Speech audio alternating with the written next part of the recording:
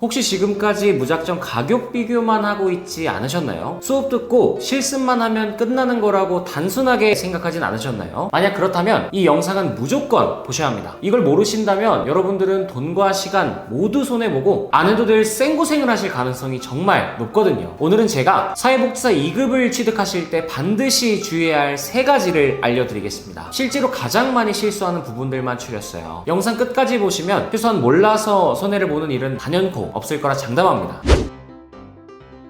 주의해야 할 첫 번째, 저렴한 교육원은 이유가 있습니다. 사회복지사 교육원을 검색하다 보면 비용이 천차만별이죠. 비싼 곳은 한 과목에 15만원부터 저렴한 곳은 한 과목에 4만원까지 가기도 합니다. 왜 이렇게 차이가 날까요? 바로 교육원에 1대1 담당자가 있는지 없는지에 따라 비용이 달라집니다. 흔히 학점은행제 플래너라고 하죠. 단순히 행정실 직원 같은 존재가 아니라 학습자의 1대1 담당자가 되어서 모든 과정이 끝날 때까지 개인 연락처로 상담과 관리를 해주는 직업이에요. 시험, 레포트, 토론, 행정 절차 등등 다양한 부분에서 쉽게 할 수 있도록 도와주고 팁을 알려줍니다. 사회복지사 2급 과정의 경우 실습할 교육원을 연결시켜주고 거주지역 내에 있는 실습기관 리스트도 제공해주기도 하죠. 이렇게 플래너는 여러 부분에서 도움을 주기 때문에 당연히 플래너가 있는 교육원은 인건비가 포함되어 조금 더 비쌀 수밖에 없고, 없는 교육원은 인건비가 적게 들어가기 때문에 저렴할 수밖에 없습니다. 저렴한 교육원의 장점은 딱 하나입니다. 가격이죠. 하지만 복잡한 학점은행제 과정에 대해선 아무런 도움을 받을 수 없습니다. 유선 상담이 가능하다고 해도 1대1 담당자가 아닌 행정실 직원이기 때문에 딱 9시부터 6시까지 반복되는 간단한 답변만 해줍니다. 주말엔 당연히 연락도 안 되고요. 그래서 학습자가 조금만 신경을 쓰지 않아도 꽈락, 즉 F를 받아서 재수강을 하게 될 확률이 높습니다. 학습자 등록, 학점 인정 신청, 과제, 토론, 레포트 제출 등 그 외의 모든 디테일한 부분을 혼자 알아봐야 한다는 부담감이 있죠. 꽈락이 발생하면 그 수업은 다시 들어야 하는데 아무리 저렴한 교육원이라도 돈과 시간을 2번 쓴다면 위험 부담이 크겠죠. 그렇다고 저렴한 교육원은 전부 나쁘다? 그건 아닙니다. 이미 학점은행제 유경험자이거나 평소에 공부할 시간이 많거나 모든 과정을 혼자서도 쉽게 알아보고 이해할 수 있는 분들에게 저렴한 가격은 큰 장점이니까요. 하지만 평소에 시간이 부족하거나 복잡한 행정 절차, 실습, 레포트, 시험 등의 머리 싸매기 싫은 분들은 플래너가 있는 교육원에서 진행하시는 걸 추천드립니다. 비교적 비싸더라도 그만큼 확실하게 플래너에게 1대1로 관리를 받으며 편하게 진행할 수 있으니까요. 주의해야 할 점 2번째, 자신이 정말 국법 대상자인지 확인해야 합니다. 여러분이 만약 2020년 이전에 사회복지사 과목을 하나라도 들었다면 개정 전법, 곧 국법이 적용돼서 17과목이 아닌 14과목만 이수해도 자격증을 받을 수 있습니다. 이건 많이 들어보셨을 거예요. 하지만 실제로 과목만 보고 자신이 국법 대상자인 줄 알고 진행했다가 자격증이 안 나오는 사례들이 종종 있습니다. 왜일까요? 대표적으로 2가지를 몰라서 가장 많이 사고가 나는데요. 첫째는 2010년부터는 3학점짜리 과목이 아니면 인정이 안 된다는 점입니다. 예를 들어 사회복지학개론이라는 전공 필수 과목을 2012년에 이수하셨더라도 2학점짜리 과목이라면 인정이 되지 않는 거죠. 이럴 경우 현행법이 적용돼서 총 17과목을 이수해야 합니다. 이걸 몰라서 손해보는 분들이 정말 많더라고요. 자신이 국법 대상자인지 이수한 과목을 찾다 보면 수가 많아서 복잡하기도 하고 이름이 비슷하긴 한데 이게 과연 유사 과목으로 인정받을 수 있을지 헷갈리실 텐데요. 이 부분은 상담 요청해 주시면 자세히 상담 도와드릴게요. 둘째는 신설 과목들은 2020년 이전에 이수했다 하더라도 국법으로 적용되지 않는다는 점입니다. 2020년에 법이 개정되면서 사회복지사 선택 과목이 7개가 추가됐는데요. 가족상담 및 가족치료, 국제사회복지론, 복지국가론, 빈곤론, 사례관리론, 사회복지와 문화 다양성, 사회복지와 인권, 이렇게 7과목입니다. 이 과목들은 2020년 이전에 이수했어도 국법 대상자로 인정받지 못합니다. 개정 전 법 과목들만 국법 대상자로 인정받을 수 있어요. 대표적으로 가족상담 및 치료, 이 과목을 이수해서 국법 대상자인 줄 알고 착각하는 경우가 많은데요. 주의하셔야 합니다. 다만 개정 전 법 과목들을 이수해서 국법 대상자가 맞고 신설 과목들을 2020년 전에 이수했다면 이건 사회복지사 선택 과목으로 인정받을 수 있다는 점 참고하세요. 주의해야 할 점 3번째, 실습입니다. 사회복지사 2급 취득의 관문이자 꽃이라고 해도 무방하죠. 시간과 돈을 가장 많이 투자해야 하는 만큼 가장 많이 부담되는 부분인데요. 그 외에도 신경 쓰실 게 한두 가지가 아닙니다. 반드시 아셔야 할 것들을 세 가지로 정리했는데요. 첫 번째, 선의수 과목입니다. 실습은 첫 번째 학기, 즉 처음부터 바로 시작할 수 없습니다. 전공 필수 4과목, 전공 선택 2과목, 총 6과목을 이수해야만 실습을 시작할 수 있어요. 이걸 선의수 과목이라고 합니다. 이 과목들을 먼저 이수하지 못하신다면 원하는 시기에 실습 시작하시기가 어렵고, 이걸 모르고 진행한다면 자격증 취득이 계획했던 기간보다 최소 6개월 이상 딜레이 될 수 있거든요. 그래서 이런 문제를 미리 방지하기 위해선 첫 학기엔 선의수 과목을 꼭 포함해서 수강하시는 게 좋습니다. 두 번째, 실습 시기는 마음대로 정할 수 없습니다. 신청할 수 있는 시기가 정해져 있거든요. 실습은 매달 개강하는 온라인 과목과 달리 개강 시기가 보통 3월과 9월 딱 2번입니다. 실습할 복지관을 구했다 해도 원할 때 아무 때나 이수할 수 있는 과목이 아니에요. 서울을 제외한 지역은 보통 3월, 9월에만 시작할 수 있어요. 그래서 실습 시기를 미리 생각해 놓지 않는다면 그 다음 실습 과목이 열릴 때까지 반년은 기다려야 해요. 그래서 학습자분들은 미리 자신의 스케줄을 고려해서 원하는 실습 시기를 미리 계획하시거나 자신의 플래너에게 미리 이야기해 두는 것을 추천드립니다. 만약 혼자 진행하시는 분들은 실습처와 신청 교육원을 알아서 찾아보셔야겠죠. 실습은 교육원에 따라 전부 신청 기간이 다르니까 반드시 주의해 주세요. 세 번째, 세미나가 진행되는 교육원 혹은 대학교를 찾을 때 주의하셔야 합니다. 실습도 하나의 과목이기 때문에 학습자는 세미나 30시간을 채울 대학이나 교육원을 선택해야 하는데요. 이때 절대 아무 교육원이나 대학교를 선택해선 안 됩니다. 무작정 집이 가깝다고 선택했다가 3-4번 나가면 끝나는 세미나를 많으면 10번 이상 참석해야 하는 곳으로 선택해버릴 수도 있어요. 따라서 세미나가 진행되는 교육원이나 대학교는 플래너가 지정해주는 가능한 출석 횟수가 적은 곳으로 가시는 걸 추천드립니다.